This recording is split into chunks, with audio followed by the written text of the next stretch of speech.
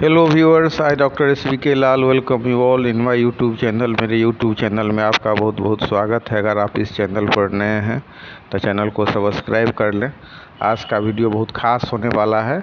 आज हम चर्चा करेंगे force on a moving charge in uniform magnetic and electric field. और इसको समझ लेने के बाद फिर हम एक अलग से वीडियो आपके लिए बना देंगे साइक्लोट्रॉन के लिए, मौका मिला तो। इससे पहले भी हम इस पर वीडियो अपलोड कर चुके हैं, लेकिन ये बहुत इम्पोर्टेंट टॉपिक है। हाँ, जब कोई चार्ज पार्टिकल को हम किसी यूनिफॉर्म मैग्नेटिक और इलेक्ट्रिक फील्ड में रखते हैं तो उस पर कौन सा बल लगता है और उस बल का क्या नाम है, इस पर हम चर्चा करेंगे। तो इससे पहले हम लोगों ने सीखा बायोट-सावर्ट लॉ के बारे में।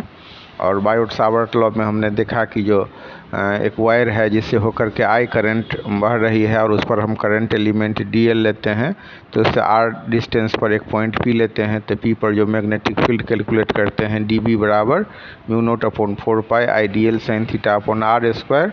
और उसके बाद हमने फिर एम्पियर सर्कुटल लॉ को देखा। एम्पियर सर्कुटल लॉ के मामले में हम लोगों ने देखा कि it states that the line integral of magnetic field B around a closed path in vacuum is equal to μ0 times the total current I passing through the closed path। तो हम जो क्लोज्ड पाथ से होकर के जो current I पास हो रहा है, तो मैग्नेटिक फील्ड जो होगा मतलब line integral of magnetic field B जो होगा वो होगा टोटल करंट और परमिएबिलिटी जो कांस्टेंट है उससे गुणनफल के बराबर होगा। तो यहाँ तक हम लोगों ने देखा एम्पियर सर्कुटल लॉ में। और आज हम चर्चा कर रहे हैं force on a moving charge in uniform magnetic and electric field. तो आइए इसको समझते हैं। तो सबसे पहले हम समझते हैं कि the total force experienced by a charge particle moving in a region where both electric and magnetic field are present is called Lorentz force। तो लॉरेंज फोर्स के बारे में जब हम उसका अध्ययन करते हैं तो हम समझते हैं कि कोई the total force experienced by a charge particle, कोई जो चार्ज पार्टिकल है उसके द्वारा जब उसको हम मैग्नेटिक फील्ड और इलेक्ट्रिक फील्ड में रखते हैं, तो माने एक ही साथ मैग्नेटिक फील्ड और मैग्नेटिक फील्ड में जो फोर्स लग रहा है उस पर 100, और जो इलेक्ट्रिक फील्ड में जो रख रहे हैं तो उस पर जो फोर्स लग रहा है 100, तो दोनों मिला करके कितना फोर्स उस पर लग रहा है, तो टोटल फोर्स उसके जो experienced by a charge particle यही होता है लॉरेंज फोर्स। फिर से इसको समझिए, the total force experienced by a charge particle moving in a region where both electric and magnetic field are present. तो हम एक ऐसा रीजन लेते हैं जहाँ की मतलब मैग्नेटिक फील्ड भी कार्य कर रहा है और मतलब इलेक्ट्रिक फील्ड भी काम कर रहा है। तो इलेक्ट्रिक और मैग्नेटिक फील्ड दोनों जहाँ पर कार्य कर रहा है वहाँ पर अगर हम चार्ज पार्टिकल को रख देते हैं तो उसके द्वारा जो टोटल फोर्स एक्सपीरियंस्ड होता है यही होता है लॉरेंज फोर्स। अब इसको समझने के लिए सबसे पहले हम जानते हैं कि ए charge Q in an electric field E experiences the electric force Fe। अब चार्ज Q का हम एक पार्टिकल लेते हैं, उसको हम रखते हैं कहाँ, तो इलेक्ट्रिक फील्ड में। इलेक्ट्रिक फील्ड E में जो उसको रखते हैं, तो मतलब इलेक्ट्रिक फील्ड E में रखते हैं तो उसके द्वारा जो फोर्स एक्सपीरियंस्ड होता है उसको हम Fe से डिनोट करते हैं। तो Fe का वैल्यू हो जाएगा QE। Fe का वैल्यू कितना हो जाएगा, QE। इसको हम मान लीजिए लेते हैं इक्वेशन 1। तो अब ये जो फोर्स होता है, this force acts in the direction of field E and does not depend on velocity V। तो ये जो फोर्स है फील्ड E के डायरेक्शन में कार्य करता है और वेलोसिटी पर निर्भर नहीं करता है।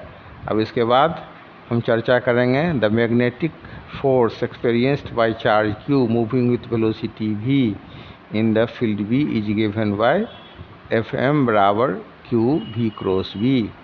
मतलब मैग्नेटिक फील्ड में जब हम इसको रखते हैं तो उसके द्वारा जो फोर्स अनुभव किया जाता है, वो जो फोर्स फील करता है, फोर्स एक्सपीरियंस करता है, वो होता है, उसको हम डिनोट करते हैं Fm से।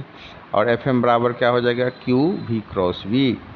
इसको हम इक्वेशन 2 मान लेते हैं। अब इक्वेशन 1 और इक्वेशन 2 से क्या होगा, दोनों को हम Fe और टोटल फोर्स जो लगेगा उस पर हो जाएगा F बराबर हो जाएगा Fe प्लस Fm। Fe मतलब a charge q in an electric field experiences the electric force Fe, और जब उसको मैग्नेटिक फील्ड में रखते हैं तो उसके द्वारा जो फील होता है फोर्स, जो force experienced in the magnetic field में जो वो बल अनुभव करता है वो हो जाएगा Fm। तो टोटल फोर्स हो गया लॉरेंज फोर्स F बराबर हो गया Fe प्लस Fm। अब इसका वैल्यू को पुट कर दीजिए। Fe का वैल्यू हो गया QE, Fm का वैल्यू हो गया Q V क्रॉस V, और इसको जोड़ देंगे तो हो जाएगा F बराबर QE plus V cross V। तो इस तरह से the force acts perpendicular to the plane V and B and depends on the velocity V। The total force और Lorentz force is given by F बराबर Fe plus Fm और F बराबर QE V cross V। अब इसके बाद हम चर्चा करते हैं motion of a charge particle in a uniform magnetic field. तो इसको समझने के लिए हम चार्ज पार्टिकल को जो मान लेते हैं वो Q है और V वेलोसिटी से एंटर करता है मैग्नेटिक फील्ड B में, तो उसके द्वारा जो बल अनुभव किया जाता है उसको हम F से डिनोट करते हैं। तो हो जाएगा F बराबर Q V क्रॉस V। मतलब when a charge particle having charge Q and velocity V enters a magnetic field B, it experiences a force F is equal to Q V cross V। अब इसके बाद हम इसकी direction पर बात करते हैं। The direction of this force is perpendicular to both V and B। The magnitude of this force F is equal to Q V B sine theta. मतलब इसका जब हम अगर मैग्नीट्यूड को कैलकुलेट करें तो ये हो जाएगा हमारा F बराबर Q V B sine theta. और फिर हम इसके लिए 3 केस हो सकता है। फर्स्ट केस की बात करें, when the initial velocity is parallel to the magnetic field. तो जब इनिशियल वेलोसिटी मैग्नेटिक फील्ड के पैरेलल होगा तो थीटा का वैल्यू हो जाएगा 0, theta will be equal to 0, here theta is equal to 0। So F बराबर Q V B sine theta बराबर Q V B sine 0 degree. अब साइन 0 का वैल्यू 0 होता है तो Q V B sine 0 degree बराबर हो जाएगा 0। तो इस तरह से हम कह सकते हैं कि thus the parallel magnetic field does not exert any force on the moving charge particle. The charge particle will continue to move along the line of force। अब इसके बाद हम चर्चा करते हैं सेकेंड केस का। सेकेंड केस में हम क्या देखते हैं कि when the initial velocity is perpendicular to the magnetic field। अब यहाँ पर हम देख सकते हैं कि ये charge plus Q is projected with a speed V in the plane of the paper। The velocity is perpendicular to the magnetic field। A force F is equal to Q V B acts on the particle perpendicular to both V and B।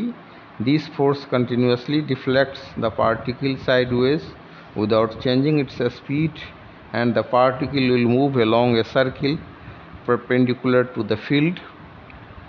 Thus the magnetic force provides the centripetal force। अब ये जो हमारा magnetic force है वो centripetal force provide करेगा। यहाँ पर जो सर्कुलर पाथ है उसका रेडियस हम R लेते हैं। तो thus the magnetic force provides the centripetal force। let R be the radius of the circular path। अब सेंट्रीपेटल फोर्स को हम कैसे लिखते हैं? F बराबर mv² अपॉन R। तो ये सेंट्रीपेटल फोर्स क्या हो गया? mv² upon R। ये बराबर हो गया मैग्नेटिक फोर्स का, और ये मैग्नेटिक फोर्स QVB के बराबर हो गया। तो इससे हम जब हम mv² बटा R बराबर QVB लिखते हैं तो इसी इक्वेशन से हम R का वैल्यू प्राप्त कर सकते हैं। तो इसी इक्वेशन से R बराबर क्या हो जाएगा? R बराबर mv अपॉन QV। अब इसके बाद हम कैलकुलेट करते हैं पीरियड ऑफ रिवॉल्यूशन। तो पीरियड ऑफ रिवॉल्यूशन T बराबर हो जाएगा 2 पाई R अपॉन V, और फिर इसमें हम R का वैल्यू mv अपॉन QV को पुट कर देते हैं तो हमारा हो जाएगा 2 पाई R अपॉन V बराबर 2 pi upon V into mv upon QV। और फिर यहाँ V से भी कैंसिल हो गया, और मतलब तो ये एक इक्वेशन जो हो जाएगा हमारा 2 पाई m अपॉन QV इसके फॉर्म में आ गया। इसके बाद हम कैलकुलेट करते हैं frequency of revolution. The frequency of revolution F C बराबर 1/T बराबर Q B upon 2 pi M